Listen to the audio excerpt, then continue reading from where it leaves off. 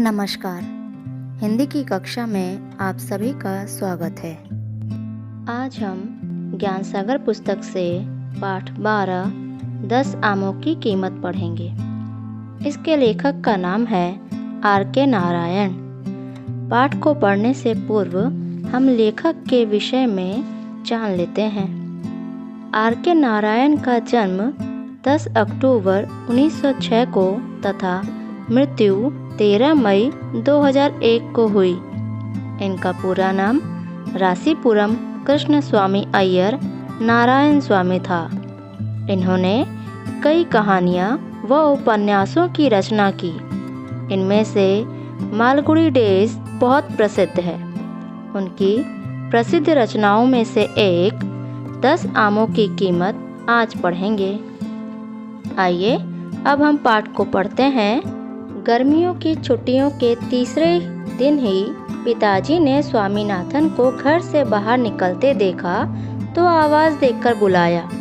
पिताजी छोटे आंगन में धोती बनियान पहने खड़े थे।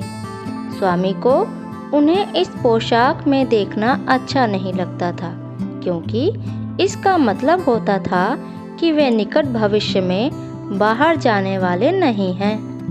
कहाँ जा रहे हो? कहीं भी नहीं। कल शाम इस वक्त कहाँ थे? यहीं था।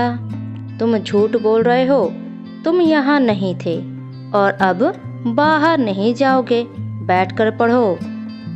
पढ़े गए अंशों को समझ लेते हैं। कहानी की शुरुआत में ही बताई गई है कि गर्मी की छुट्टी शुरू हो चुकी है, यानी स्वामीनाथन की गर्मियों की छुट्टियाँ चल रही हैं और यह तीसरा दिन है कि पिताजी ने स्वामीनाथन को घर से बाहर निकलते देख लिया था, तो वो उसे आवाज़ देकर बुला लेते हैं। पिताजी छोटे आंगन में धोती बनियान पहने, यानी घर में हम जैसे साधारण वस्त्र पहने हुए रहते हैं, पिताजी अभी उसी पोशाक में हैं और स्वामीनाथन को पिताजी को इस प्रकार के पोशाक में देखना बिल्कुल पसंद नहीं था।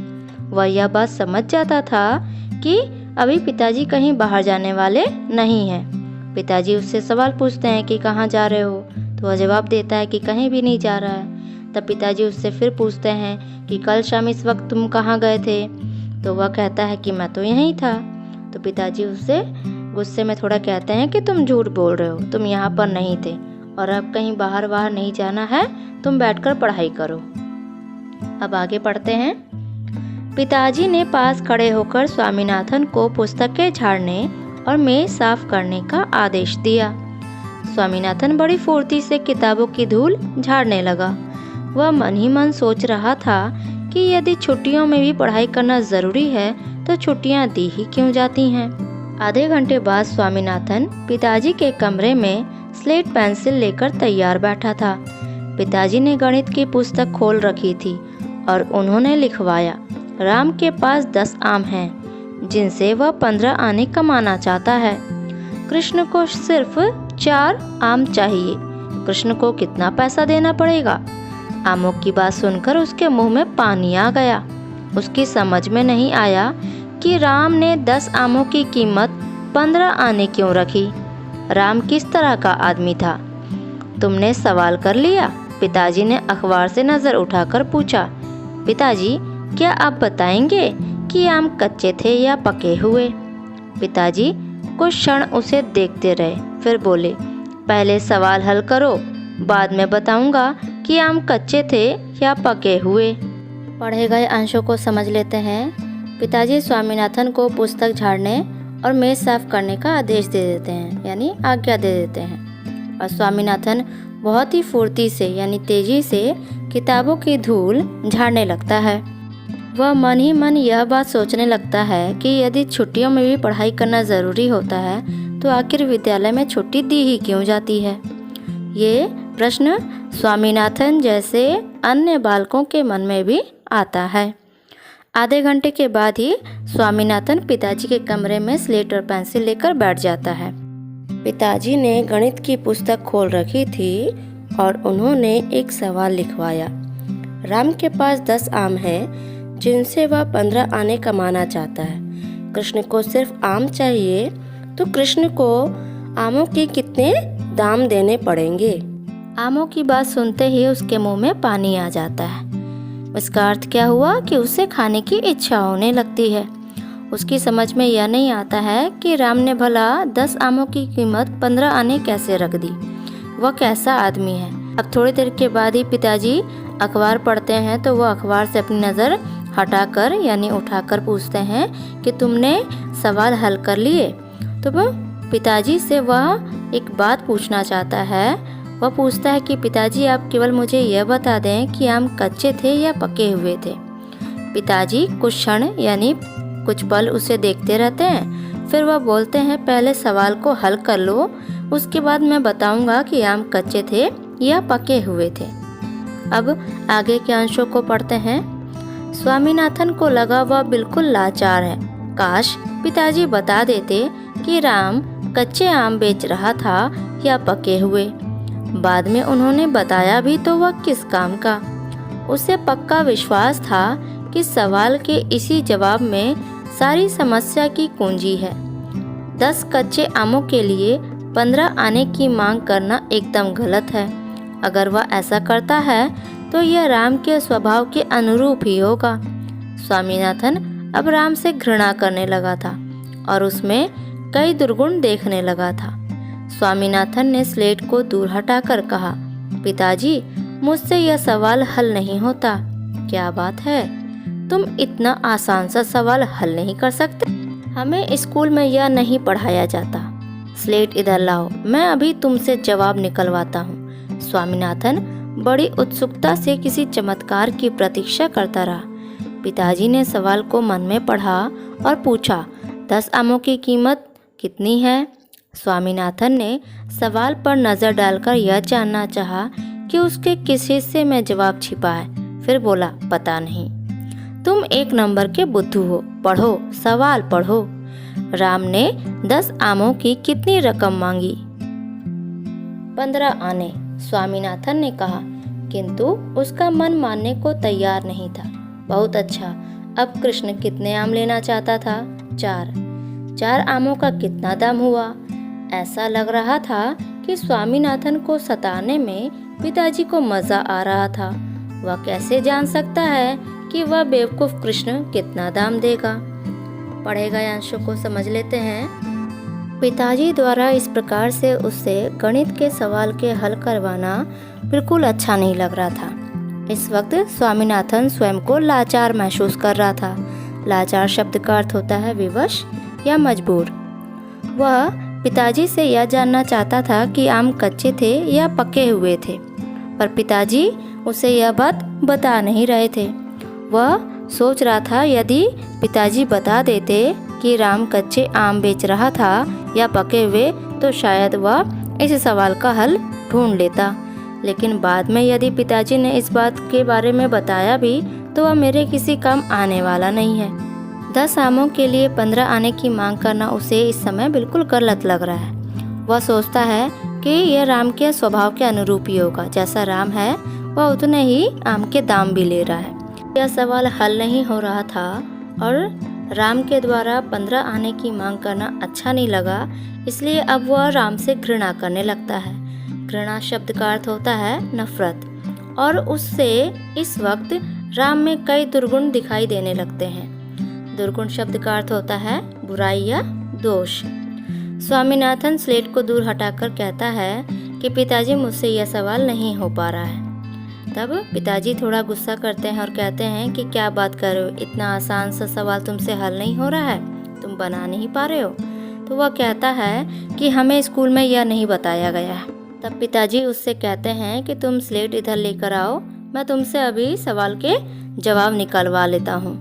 स्वामीनाथन को ऐसा महसूस होता है कि कुछ चमत्कार होने वाला है। वह पिताजी के पास चला जाता है और पिताजी उससे फिर से सवाल पूछकर उससे जवाब निकलवाना चाहते हैं। वह कहते हैं कि बताओ 10 आमों की कीमत कितनी है? स्वामीनाथन सवाल पे पूरी नज़र दौड़ा देता है, लेकिन उसे कहीं भी जवाब मिलता नहीं है। तो वह कहता है मुझे पता नहीं। तब पिताजी थोड़ा और गुस्सा हो जाते हैं और कहते हैं कि तुम 1 नंबर के बुद्धू हो, सवाल को अच्छे से पढ़ो। राम ने 10 आमों की कीमत कितनी मांगी है, कितनी रकम मांगी है, यह बताओ। तब वह कहता है 15 आने। लेकिन स्वामीनाथन को यह बिल्कुल भी ठीक नहीं लग रहा था कि राम इस समय 10 आमों के लिए 15 आने की मांग कर रहा है। तब पिताजी उसके इस बात को सुनकर कहते हैं, बहुत अच्छा, अब बताओ कि कृष्ण कितने आम लेना चाहता था। तो वह कहता है 4। अब 4 आमों का कितना दाम हुआ, इसका हल बताओ। अब इस समय उसे ऐसा लगने लगा जैसे पिताजी जानबूझकर उसे सता रहे हैं और पिताजी को सताने में बहुत अच्छा लग रहा है, मज़ा आ रहा है, आनंद आ रहा है। और इस समय वह गणित के इस सवाल में इतना उलझ जाता है कि उसे कुछ भी ठीक नहीं लगता है। वह भला कैसे जान सकता है कि बेवकूफ़ कृष्ण कितना दाम देने वाला है। अब कहानी के अगले अंश को पढ़ते हैं। देखो स्वामी, मन तो करता है तुम्हारी खूब मरम्मत करूं। तुम्हारी खोपड़ी में क्या भूसा भरा है? 10 आमों की कीमत हुई 15 आने, तो एक की कितनी हुई बोलो? अगर तुमने नहीं बताया तो, पिताजी गुस्से से बोले। फिर उन्होंने स्वामीनाथन का कान पकड़ा और धीरे से मरोड़ा। स्वामीनाथन की बोलती बंद थी, क्योंकि वह यह फैसला नहीं कर सकता था कि सवाल जमा का है, घटा का है, गुणा का है या भाग का है। उसकी हिचकिचाहट जितनी लंबी हुई, कान उतनी ही जोर से खिंचता गया। जब तक तुम नहीं बताओगे कि 10 आमों के 15 आने तो एक आम कितने का, तब तक मैं तुम्हें छोड़ूंगा नहीं। स्वामीनाथन आंखें मिचमिचाकर सोचता रहा, पिताजी को क्या हो गया है? आम की कीमत जानने की क्या जरूरत है? यदि पिताजी जानना जरूरी समझते हैं तो वे बाजार जाकर पूछ क्यों नहीं आते? राम और कृष्ण के बीच कुछ आमों और कुछ पैसों के लेन देन को लेकर लंबी चिकचिक पर स्वामीनाथन को बहुत झुंझलाहट हो रही थी। पिताजी ने यह कहकर हार मान ली, एक आम की कीमत होगी 15/10। अब इसे सरल करो। स्वामीनाथन ने देखा कि उसे गणित के भयानक क्षेत्र में धकेला जा रहा है। पिताजी मेरी स्लेट दीजिए, मैं अभी निकालता हूँ। स्वामीनाथन बोला। उसने सवाल हल किया और 15 मिनट बाद बोला, एक आम की कीमत हुई 3/2 आना। पढ़े गए अंशों को समझ लेते हैं। जब स्वामीनाथन सवाल को हल नहीं कर पा रहा है और पिताजी के लाख कोशिश के बाद भी वह यह नहीं बता पा रहा है कि 4 आमों का कितना दाम होगा, तो पिताजी झुंझला जाते हैं, यानी गुस्सा होने लगते हैं। और वह कहते हैं कि मेरा तो मन हो रहा है कि तुम्हारी अभी अच्छे से पिटाई कर दूं। क्या तुम्हारे खोपड़ी में केवल भूसा भरा हुआ है जो तुम्हें मेरी बातें समझ में नहीं आ रही है? बहुत गुस्सा होकर वह यह बात कहते हैं और साथ में स्वामीनाथन का कान पकड़कर मरोड़ने लगते हैं। स्वामीनाथन इस सवाल को पढ़कर यह समझ नहीं पा रहा था कि इस सवाल में उसे क्या करना है। उसे जोड़ना है, घटाना है, गुणा करना है या भाग करना है। वह बहुत देर तक चुप रहा, जिस वजह से पिताजी और झुंझलाने लगते हैं और साथ में उसका कान तेजी से खींचने लगते हैं। पिताजी गुस्से में ही उससे कहते हैं कि जब तक तुम मुझे यह नहीं बताओगे कि 10 आमों के 15 आने हुए तो एक आम कितने का हुआ, तब तक मैं तुम्हें छोड़ने वाला नहीं हूँ। पिताजी का इस प्रकार से गुस्सा करना स्वामीनाथन को इस वक्त बिल्कुल भी अच्छा नहीं लग रहा था और वह यह सोच रहा था कि पिताजी को भला इस बात की क्या ज़रूरत है जानने की कि आम कितने के हैं। अगर इतनी ही उनको ज़्यादा ज़रूरत महसूस हो रही है तो वे बाज़ार जाके आम का दाम पता कराएं। इन सब बातों से वह बहुत परेशान हो चुका है। अंत में पिताजी हार मान लेते हैं और सवाल को थोड़ा सा आसान कर देते हैं और उसे बताते हैं कि एक आम की कीमत होगी 15/10। अब इसे तुम आसान करके बताओ, यानी हल करके बताओ, इसे और सरल करके बताओ। तो उसे इस समय ऐसा लगने लगा, स्वामीनाथन को इस वक्त ऐसा महसूस होने लगा कि उसे गणित के भयानक क्षेत्र में धकेल दिया जा रहा है, क्योंकि उसे इस वक्त पढ़ने की तो इच्छा थी नहीं, तो उसे यह सब कुछ ज़बरदस्ती लग रहा है। और वह गुस्से में ही यानी चिड़चिड़ होते हुए ही कहता है कि पिताजी मेरी स्लेट दीजिए, मैं अभी निकाल कर आपको बता देता हूँ। 15 मिनट तक वह सवाल को हल करता रहा और अंत में हल करके यानी सवाल को उसने बना लिया है और वह उत्तर बताता है कि एक आम की कीमत हुई 3/2 आना। अब कहानी के अंतिम अंशों को पढ़ते हैं। उसे उम्मीद थी कि उत्तर गलत बताया जाएगा, किंतु पिताजी ने कहा, बहुत अच्छे, इसे भी सरल करो। 1 घंटा यातना झेलने के बाद स्वामीनाथन ने घोषणा की, कृष्ण को 6 आने देने होंगे। इसके साथ ही वह रो पड़ा। शाम 5 बजे क्लब जाते समय स्वामीनाथन के पिता को इस बात का अफसोस हुआ कि उन्होंने बेटे को सारी दोपहर परेशानी में डाले रखा। स्वामी को खंबे के पीछे उदास खड़ा देख उन्होंने पूछा, क्यों बेटे, मेरे साथ क्लब चलोगे? स्वामी एक क्षण के लिए ओझल हुआ और फिर कोट टोपी पहनकर प्रकट हो गया। घर के बाहर कार का हॉर्न बजा। पिताजी ने टेनिस का रैकेट उठाया और स्वामीनाथन को साथ ले तेजी से कार की ओर बढ़ चले। कहानी के अंतिम अंशों को समझ लेते हैं। जब उसने एक आम की कीमत 3/2 आना पिताजी से कहा तो उसे यह महसूस हो रहा था कि यह सवाल का उत्तर जो उसने बताया वह गलत होगा। तब पिताजी उससे कहते हैं, शाबाशी देते हुए, कि बहुत अच्छा किया तुमने, अब इसे भी तुम सरल करो, यानी तुम अब सही उत्तर निकाल कर बताओ कि कृष्ण को 4 आम के कितने दाम देने। तो 1 घंटा वो और यातना झेलता है। यातना शब्द का अर्थ होता है पीड़ा, यानी उसे और अभी सवाल को हल करना था। 1 घंटे के बाद वह यह बताता है कि कृष्ण को 6 आने देने होंगे और अंत में वह रोने लगता है। शाम 5 बजे पिताजी क्लब जाने के लिए तैयार होते हैं और उस वक्त उन्हें यह महसूस होता है कि उन्होंने बेटे को सारी दोपहर परेशानी में डाल रखा। एक सवाल को हल कराने के लिए वह आज अपने बेटे को बहुत ज़्यादा परेशान किए। उन्होंने देखा कि स्वामी खंबे के पीछे खड़ा है और बिल्कुल उदास चुपचाप है।